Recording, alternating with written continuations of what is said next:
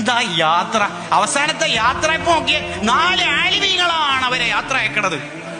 മുമ്പിലതാ കുറെ ആലിമീങ്ങൾ ഇങ്ങനെ നടക്കുകയാണ്, ജനാസയുടെ മുന്നിലാണ് നടക്കേണ്ടത്. അങ്ങനെ നമുക്ക് ഖബറിലേക്ക് താഴ്ത്തി വെക്കാൻ ആലിമീങ്ങൾ ഉണ്ടെങ്കിൽ എന്തൊരു ഭാഗ്യാണത്. മക്കള് നന്നായുള്ള മെച്ചം എന്താന്ന് വെച്ചാൽ ഒറ്റയടിക്ക് പറയാ, കോഴിക്കോട് റെയിൽവേ സ്റ്റേഷനിൽ നിന്ന് എഗ്മോർ ട്രെയിനിൽ ടിക്കറ്റ് കൺഫേം ആവാത്തോണ്ട് ഓപ്പൺ ടിക്കറ്റ് എടുത്തു. എന്താ ചെയ്യാ, കേറേണ്ടി വന്നത് UR ലാണ്. UR എന്ന് പറഞ്ഞാൽ അൺറിസർവ്ഡ് എന്നാണ് അതിന്റെ ഫുൾ ഫോം. ഇരിക്കൽ പോയിട്ട് നിൽക്കാൻ വരെ കഴിയുന്നില്ല, ശ്വാസം മുട്ടിയിട്ട് നിൽക്കാവുന്ന പോലെ അത്രയും തിരക്കുണ്ട്, ചൂടുണ്ട്, പകലല്ലേ. അപ്പോഴാണ് പരിചയമുള്ള ഒരാള് പറയുന്നത്, എഗ്മോറല്ലേ സ്ലീപ്പർ ടിക്കറ്റ് കിട്ടുന്ന ഒരു ട്രെയിനല്ലേ, നിങ്ങൾ എടുത്തോളി എന്ന് പറഞ്ഞു. അങ്ങനെ സ്ലീപ്പറിലേക്ക് പോയി. സ്വർഗം എന്നൊന്നും വിചാരിക്കണ്ട, ചൂട് തന്നെയാണ് അവിടെ ഉണ്ടാവുക.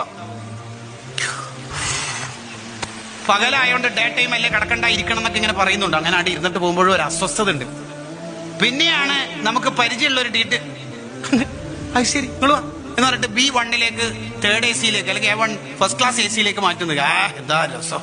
ഇതേപോലെ നമ്മൾ മരിക്കുന്ന സമയത്ത് ഖബറിലെത്തുമ്പോൾ UR അൺറിസർവ്ഡ് ടൈറ്റ് ആണെങ്കിലും ഒരു മോന് ദ്വാരക്കാൻ മേലുണ്ടെങ്കിൽ അങ്ങനെ നം കനോമത്തിൽ റൂസ് കിടന്നോളി, പുതിയ പ്ലേറ്റ് കിടന്നോളി.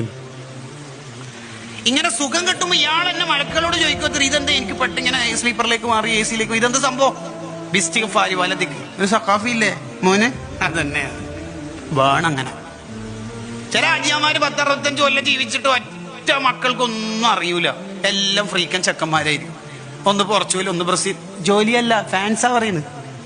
ജോലി എല്ലാം മോനെ ഈ പോർച്ചുഗലിന്റെയും ഫ്രാൻസിന്റെയും അർജന്റീന ബ്രസീലിന്റെ ഒക്കെ, കാരണം ഏതെങ്കിലും ഒന്ന് പറഞ്ഞ പ്രശ്നമാണ്. ഉസ്താദ് ഇന്ന ഫാനാന്ന് പറയാം, അതുകൊണ്ടാണ് പ്രധാനപ്പെട്ട 4 ടീമിനെ പറഞ്ഞു. ഒരു ഉസ്താദ് എന്തടാ ബ്രസീല് എന്ന് പറഞ്ഞു. ആ പാവ ഉസ്താദിന് പാവ ബ്രസീലേ അറിയുള്ളൂ. അപ്പോഴേക്കന്നെ ഫ്ലക്സ് പൊന്തി, ഉസ്താദ് എന്ത് പറഞ്ഞാലും കപ്പ് ബ്രസീലിന് തന്നെ. ഇതാണ് കഥ.